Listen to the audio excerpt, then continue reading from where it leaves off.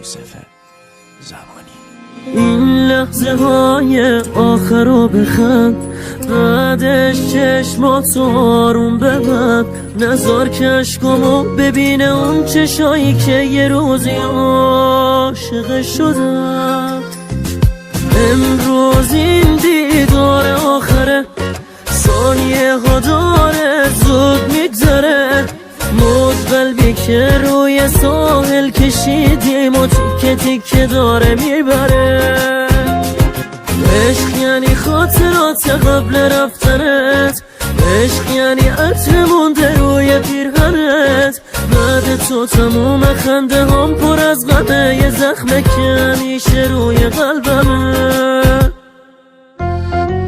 با چتر بسته زیر این هوای بارونی، عشق روی گونمو نمیدونی، بهت علاقه داره این دلم هنوز، بازم میگی میری نمیمونی.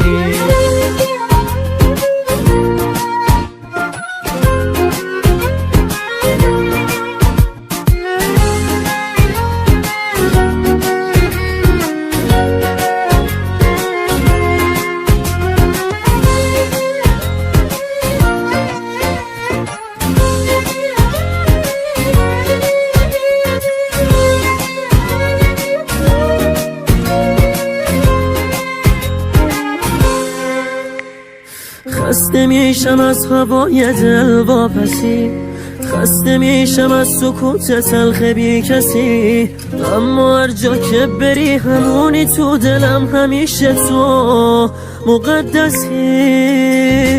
امروز این دیدار آخره، ثانیه ها داره زود میگذره، موج قلبی که روی ساحل کشیدیم و تیکه تیکه داره میبره. عشق یعنی خاطرات قبل رفتنت، عشق یعنی عطر مونده روی پیرهنت، بعد تو تموم خنده هم پر از غمه، یه زخمه که همیشه روی قلبمه. با چتر بسته زیر این هوای بارونی، عشق روی گونمو نمیدونی، بهت علاقه داره این دلم هنوز، بازم میگی میری نمیمونی.